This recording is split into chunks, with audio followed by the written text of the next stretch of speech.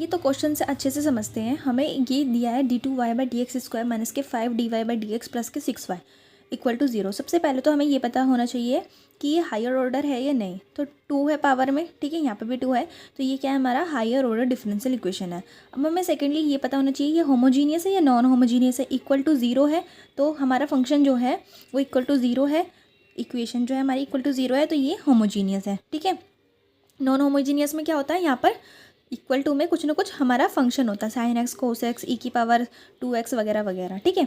अब इसने हमें इनिशियल कंडीशन दे रखी है कि y की वैल्यू 2 होगी जब x की वैल्यू 0 होगी एंड y डैश मतलब y डैश क्या है, dy/dx इक्वल टू 3। मतलब इसका मतलब ये है कि dy/dx की वैल्यू 3 होगी जब x की वैल्यू क्या होगी, 0 होगी, ठीक है।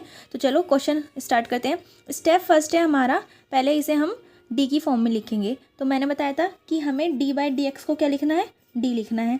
तो d⁻2 माइनस के 5d प्लस के 6y इक्वल टू 0, ठीक है। First step clear. Second step, हमें ऑक्सिलरी इक्वेशन बनाने के लिए हम क्या पुट करेंगे, d की जगह m पुट करेंगे, d की जगह m पुट करेंगे। तो m² माइनस के 5m प्लस के 6 equal to 0। Step third, root find out करेंगे। तो रूट फाइंड आउट करने आते होंगी, m² है 6 के ऐसे फैक्टर जिन्हें प्लस करने पर 5 आए। तो 2 + 3 होंगे, m प्लस के 6, यहाँ से हमारे रूट्स आएंगे 2 और 3। ये तो सबको ही करना आता होगा रूट्स निकालना।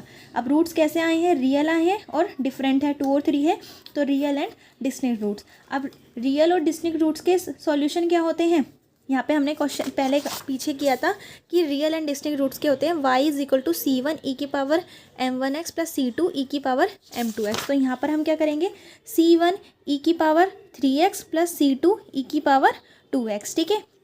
अब इनिशियल कंडीशन क्या है, x की वैल्यू 0 पर y की वैल्यू 2 है। तो यहाँ पर हम x की वैल्यू 0 पुट करेंगे और y की वैल्यू 2 पुट करेंगे। तो यहाँ से हमें 2 y की वैल्यू = c e⁻0। तो e⁻0 क्या होता है, 1, तो यहाँ पे 1 आ गया प्लस के c2 e⁻0, तो यहाँ पे c2 रह गया। तो c2 की वैल्यू क्या आ गई, c1 + c2 आ गया हमारा 2 के इक्वल। अब हमें सेकंड कंडीशन दे रखी है y डैश की क्या कंडीशन है, y डैश इक्वल टू 3 होगा जब x की वैल्यू 0 होगी।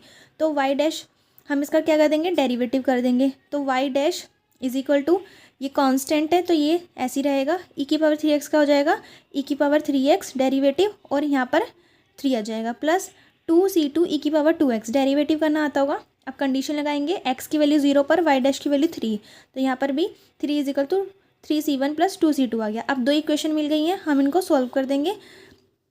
3c1 + 2c2 = 6। ये कैसा आया, हमने इसमें 3 की मल्टीप्लाई कर दिए। 3c1 + 3c2 = 3 2 = 6। अब ये वाली equation 3c1 + 2c2 = 3, minus minus minus ये दोनों कैंसिल हो गए, प्लस माइनस, और यहाँ पर क्या बचा, c2 = 3 बचा, ठीक है। इसी तरह हमने c1 की वैल्यू निकाल ली 1, c2 की वैल्यू इसमें पुट करके, ठीक है।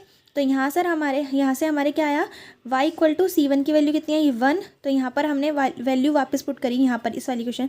तो c1 की वैल्यू कितनी है, ये 1, और c2 की वैल्यू कितनी आई है, 3। तो इसका जो लास्ट में सॉल्यूशन आया वो क्या आया, e⁻3x प्लस 3 e⁻2x। ये है हमारा फाइनल आंसर। तो देखिए कितना इजी था। अगर आप स्टेप वाइज करेंगे तो आपको बहुत जल्दी सॉल्यूशन मिलेगा।